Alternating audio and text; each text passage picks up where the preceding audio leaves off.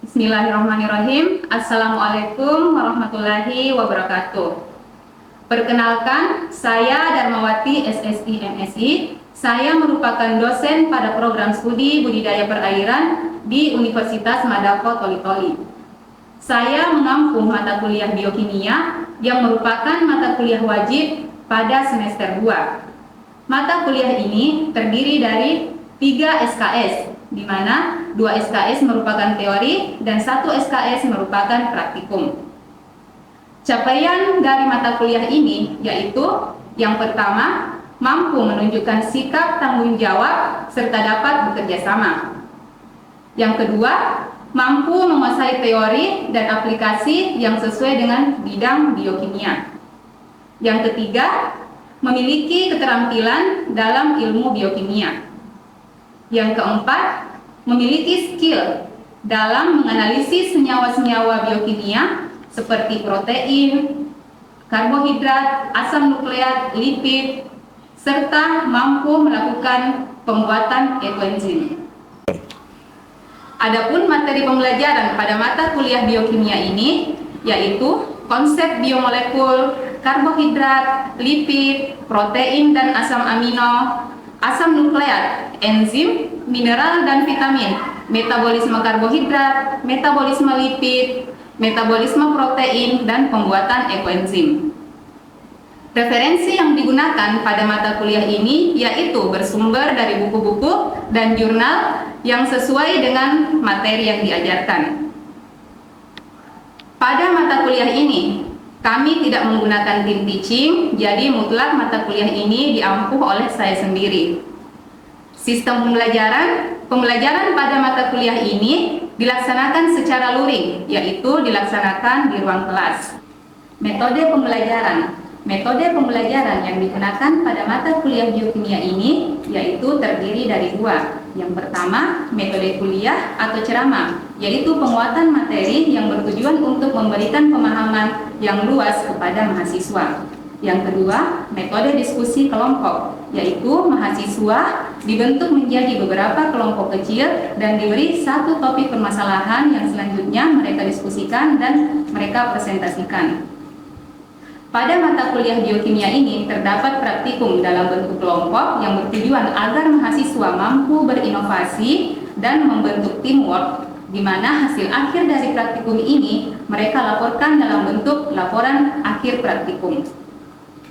Sistem penilaian pada mata kuliah biokimia ini, penilaian terdiri dari beberapa. Yang pertama, UTS yaitu 15%, UAS 20%, tugas mandiri 40%, tugas kelompok 15%, dan kuis 10%. Hasil akhir evaluasi pembelajaran tersebut dilaksanakan secara transparan kepada mahasiswa beberapa hari setelah pelaksanaan ujian akhir.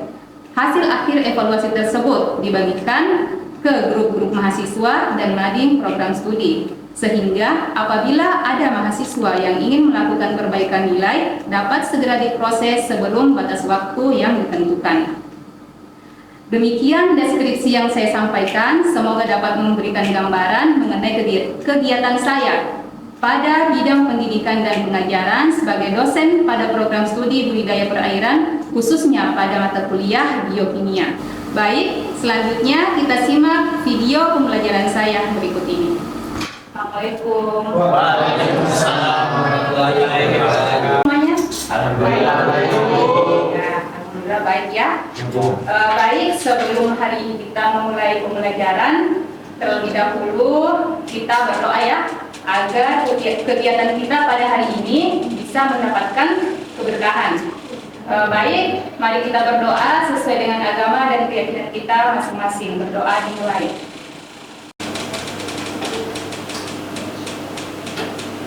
Berdoa selesai. Biokimia. Mata kuliah biokimia ya. Jadi Ibu ingin mengecek kehadiran adik-adik sekalian. Ada yang tidak hadir kah? Hadir semua Ibu. Hadir semua. Ya. Rizaldi ada ya? Ya, semua ada. Jadi Ibu tidak usah melanjutkan untuk absensi karena hari ini semuanya sudah lengkap ada di ruangan kelas. Baik, hari ini kita sudah masuk pertemuan keberapa? Ada yang masih ingat? Masa sudah lupa, baru juga minggu lalu kita ini. Dua. Ya. Jadi pertemuan keberapa? Kelima. Ya, jadi hari ini kita sudah masuk pertemuan kelima ya. Ya, Bu. Ya. Siap. Materi hari ini yaitu terkait asam nukleat. Nah, sebelumnya Ibu ingin mereview materi yang sudah kita pelajari minggu lalu. Kayaknya sudah ada yang lupa. Ada yang ingat apa yang sudah kita pelajari di pertemuan keempat? Saya, Bu. Oke, silakan Rizaldi. Tentang enzim, Bu. Apa itu enzim Rizaldi? Enzim adalah suatu protein yang berfungsi sebagai katalisator. Suatu protein yang berfungsi sebagai katalisator. Ibu ingin bertanya, siapa yang bisa menjawab apa itu yang dimaksud dengan katalisator? Ya, silakan Putri. Katalisator adalah senyawa yang membantu mempercepat reaksi tanpa bereaksi. Jadi dia bisa mempercepat reaksi, Tapi tidak ikut bereaksi. tidak ikut bereaksi ya, betul sekali. Ya, ada lagi yang mau menambahkan? Ismail, Saya mau sedikit, Bu. apa? Sifat-sifat enzim. Ya, silahkan. Sifat-sifat enzim itu, Bu, terbagi menjadi 3. Yang pertama sebagai katalisator, kedua enzim bekerja secara spesifik, ketiga enzim dapat menurunkan energi aktivasi. Ada yang mau ulang? Silahkan Rizaldi. Saya perjelas sedikit. Ya. Sifat-sifat enzim yaitu pertama sebagai katalisator, Ya, yang katalisator. kedua sebagai enzim bekerja secara spesifik, yang ketiga sebagai enzim dapat menemukan energi aktivasi. Ya, itu ya sebenarnya masih banyak lagi ya sifat-sifat enzim. Misalnya enzim itu bersifat termolabil, artinya enzim ini tidak tahan pada suhu yang panas. Ya, kemudian enzim bekerja secara bolak-balik, ya seperti itu. Baik, mungkin itu ya untuk review kita terkait materi pada pertemuan sebelumnya. Selanjutnya pada hari ini kita akan masuk pada materi yaitu asam nukleat. Ada yang pernah dengar apa itu asam nukleat? Belum. Oke. Jadi di sini capaian pembelajaran kita pada hari ini yaitu setelah kita mengikuti perkuliahan, adik-adik di sini diharapkan mampu menguraikan ya tentang definisi asam nukleat. Kemudian bagaimana sih sejarah penemuan asam nukleat?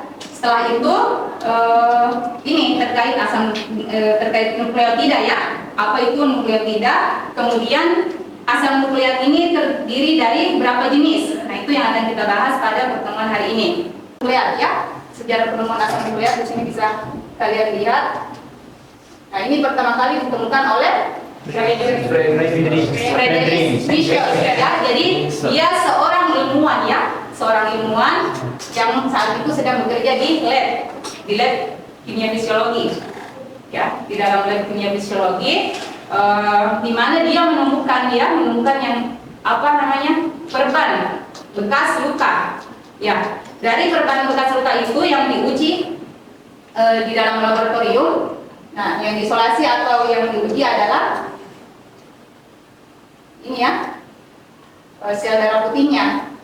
Ya, di sini menggunakan suatu senyawa kimia yang disebut dengan asam hidrolat. Jadi asam hidrolat ini digunakan untuk mengisolasi atau mengambil sel darah putih yang terdapat pada perban. Itulah yang selanjutnya diteliti sehingga ditemukan yang namanya Asam nuklein.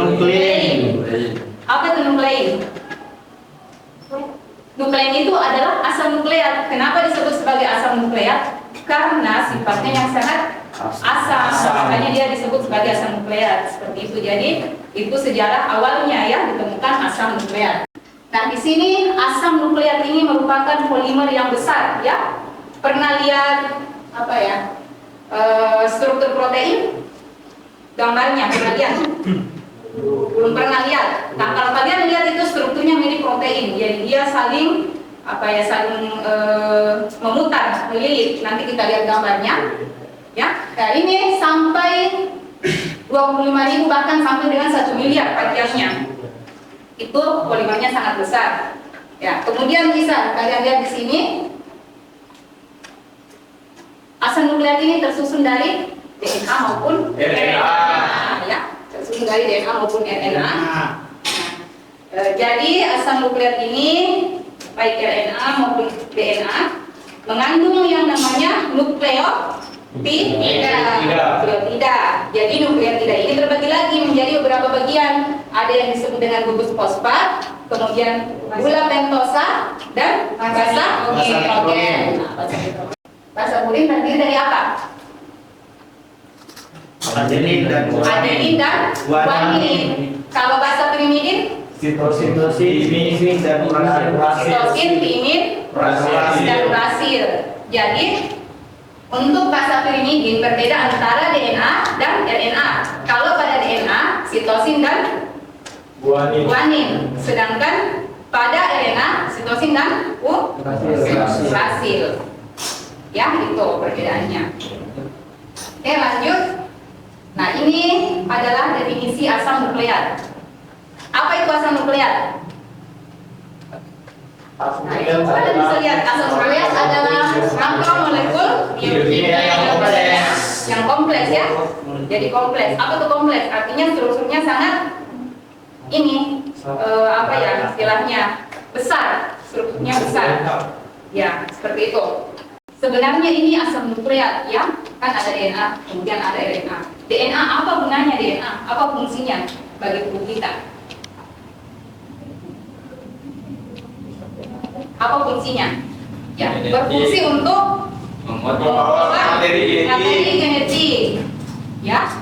Nah, di sini mungkin ada yang orang tuanya memiliki misalnya dari ayah rambutnya lurus, kemudian dari ibu rambutnya berombak. Ada yang misalnya mengikut ibunya rambutnya berombak. Itu karena faktor apa? Genetik. Ya, faktor gen. Itulah materi genetik yang dibawa dari orang tua kepada anaknya atau keturunannya. Itu salah satu contohnya ya. Nah, kemudian kita lanjut. Nah, isinya ini struktur apa ini? Terdiri dari basa nitrogen, gula pentosa, dan gulus fosfat. Jadi ada 3 bagian. Nah, ini yang kalian lihat antara gambar yang berwarna-warni dan struktur kimia ini sama ya. Ini kalau diuraikan menjadi struktur kimia seperti ini modelnya. Ya. Jadi ini P. P ini gugus fosfat. Ini ada P.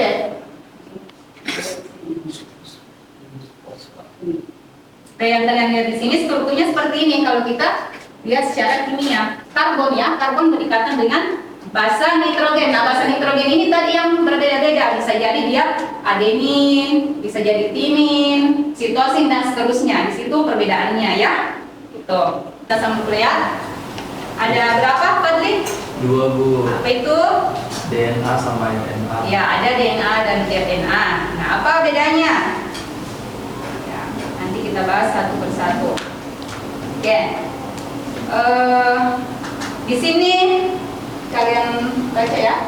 Ini satu DNA bisa mencapai 10 pangkat 8 nukleotida. 10 pangkat 8 itu berapa? 10 lah. Berapa? Berjuta-juta? Ya, berapa juta? Kalau juta itu cuma 6. 6 nolnya. Kalau sudah 8 nolnya? Ratus ya, bisa sampai ya, itu berarti ini panjang sekali. Sedangkan satu nukleotida itu sudah tersusun oleh gula pentosa, apalagi basa nitrogen dan gugus fosfat. Itu yang saling berhubungan sampai miliaran, sampai jutaan ya, bahkan bisa sampai miliaran. Nah, itu struktur DNA yang ada pada makhluk hidup, terutama pada tubuh manusia seperti itu. Jadi kalian bayangkan DNA yang ada di tubuh kalian panjangnya seperti apa ya, itu bisa sampai bermeter-meter panjangnya. Basa nitrogen ya. Jadi ini adalah basa nitrogen yang dihubungkan oleh ikatan hidrogen. Di sini hanya ada 2 ikatan hidrogennya ini yang kalian, sedangkan di sini ada 3. Jadi berbeda jumlah ikatan hidrogen pada basa purin dan pada basa pirimidin. Ini namanya basa purin ya, yang adenin dan timin. Sedangkan sitosin dan guanin adalah basa pirimidin. Nah, ini jumlah ikatan hidrogennya berbeda ya. Sampai di sini ada pertanyaan? Apa sih fungsi DNA? Menyimpan informasi genetik. Ya, itu pertama menyimpan informasi genetik ya yang ada pada tubuh makhluk hidup. Kemudian apa lagi? Menentukan aktivitas organisme sepanjang kita ya ditentukan oleh gen yang ada di tubuh seperti itu. Anak mengalami kelainan sindrom ya, itu kenapa seperti itu? Apa penyebabnya? Yaitu dipengaruhi oleh gen. Jadi gen itu saling menyangsi. Ketika misalnya tadi adenin dan timin harusnya berpasangan, tetapi ketika terjadi pengkodean dan tidak bertemu dengan pasangannya, itulah yang bisa menyebabkan misalnya cacat, itu pengaruhnya juga dari gen. Oke? Nah ini ya menentukan kekhususan organisme tertentu. Ya, ini dari gennya, misalnya Mansur mirip bapaknya, seperti itu. Ya, tidak mungkin Mansur mirip bapaknya Rizal lagi, karena gennya berbeda. Jadi meskipun seseorang itu kembar ya, itu tidak memiliki gen yang sama, DNA yang sama. Oke, lanjut. Dalam satu sel manusia, panjang DNA bisa mencapai 2 meter. Ya, kalian tingginya berapa sampai 2 meter kah? Kira-kira bagaimana itu bentuknya itu gen? Ya, bisa berputar-putar ya? Dia sangat panjang karena dia lebih panjang, gen itu lebih panjang dibandingkan panjang tubuh kita, tinggi kita. 2 kali 10 pangkat 10 kilometer. Bisa sampai berapa ini 2 kali 10 pangkat 10? Kalau tadi yang pangkat 8 itu miliar ya, juta, 1 juta. Ini berarti sudah mencapai miliaran kilometer ya. Seperti itu. Ini untuk satu sel. Satu sel itu 2 meter. Berarti totalnya untuk seluruh sel ini 2 kali 10 pangkat 10 kilometer. Itu jadi panjang sekali. Makanya kenapa asam nukleat itu termasuk ke dalam makromolekul atau biomolekul yang ini ya, yang penting untuk kita pelajari. Gitu. Kita lanjut. Maksudnya apa? Sudah paham? Jadi di sini ini tadi ya, gugus fosfat pada DNA berikatan dengan apa ini, gula kah?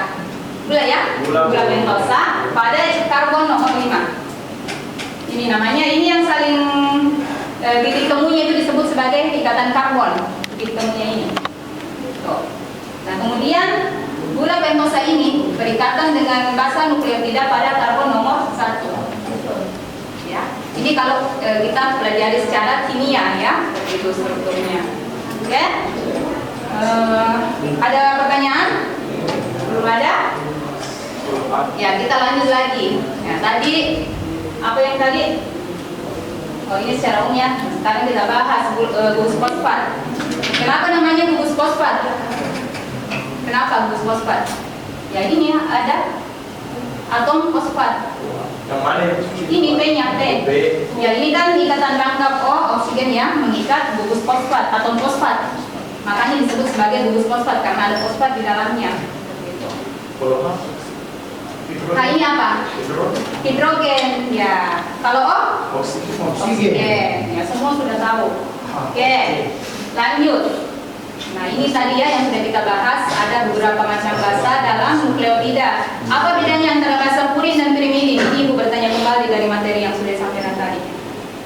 Kalau pada basa purin, yang terdapat adalah ini purin. Purin, adenin, dan guanin. Ya, kalau pirimidin Ada sitosin, uracil, dan pirimidin. Ya, kalau uracil punya siapa? DNA atau RNA? DNA. RNA.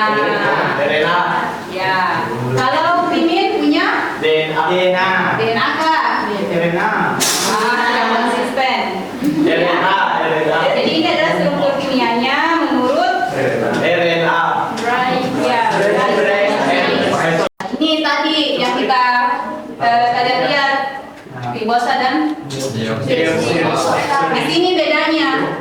Kalau DNA ribosa atau deoksi? Deoksi DNA. Iya. Dari namanya saja DNA berarti dia berasal dari kata deoksi ribonukleat ya. Jadi ini kalau ribosa ini adalah RNA, gula yang terdapat pada RNA, gula pentosanya ya. Kemudian kalau deoksiribosa, gula pentosa yang terdapat pada DNA. Ya, jadi itu bedanya. Apa bedanya di sini kalau kalian perhatikan secara struktur? Sama tidak ini ya dengan ini? Sama, Bu. Oh. Beda. Ini apa di sini? Ini apa? CH. Coba kamu lihat ini apa? Oh. OH ya. H. Ya, kalau di sini hanya H. atom hidrogen. Hidrogen saja. Ya. Oksigen hidrogen. Oh. Jadi bedanya kalau pada gula ribosa terdapat Oksigen. atom oksigen juga. Ya, kalau di oksiribosa dia hanya Hidrogen. Hidrogen, terdapat oksigen. Oke? Apa ini? Kabar apa? Komposisi Komposisi DNA. Pada beberapa spesies. Jadi ini adalah spesies mikroba ya. Ya. Golongan. Ini apa ini? Bakteri. Escherichia coli atau yang biasa disebut E. coli. Nah, ini bakteri yang bisa mengganggu pencernaan. Nah, kita lihat di sini dia punya presentasi DNA ya. Tadi ada apa ini Cik? G. Guanin. Kalau yang C? C. Sitosin. Kalau A? Adenin. Ya, itu ya, ini jadi sudah ada keterangannya di bawah. Nah, ini presentasinya sebagai single strand. Ya, kalau RNA ya single strand. Kalau DNA itu double helix. Oke? Nah, ini strukturnya. Struktur sekunder ya dari RNA. Nah, RNA secara kimiawi memiliki struktur berangkai tunggal ya, berangkai tunggal nih. Nah, tetapi dia bisa membentuk ganda atau helix ganda pada kondisi ini ketika terjadi peregangan komplementer, ya. Ini. Nah, di sini coba kalian perhatikan ada head vein, kemudian internal loop dan single strand-nya.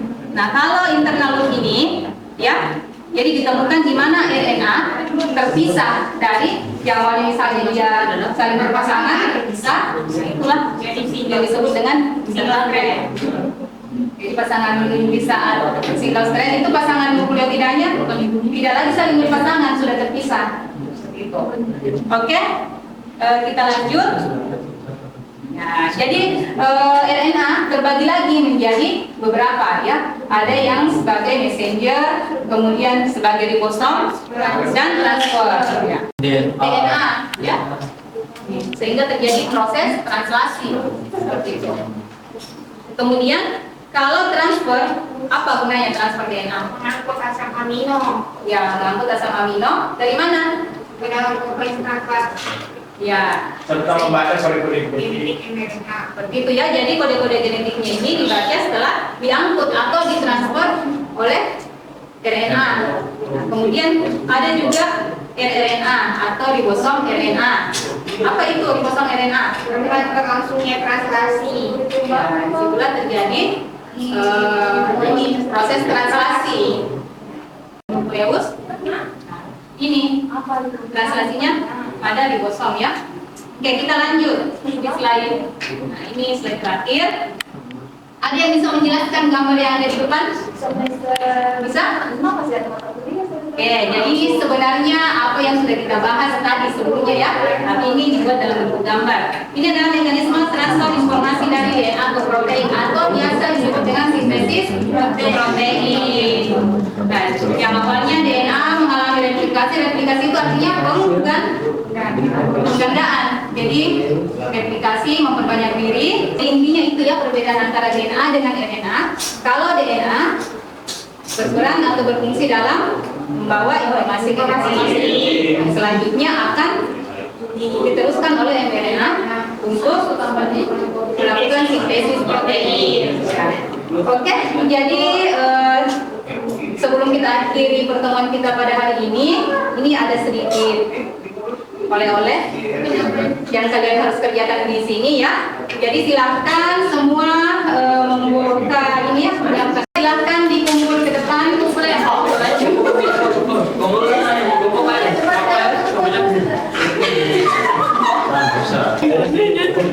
Oke, demikian ya pertemuan kita pada hari ini.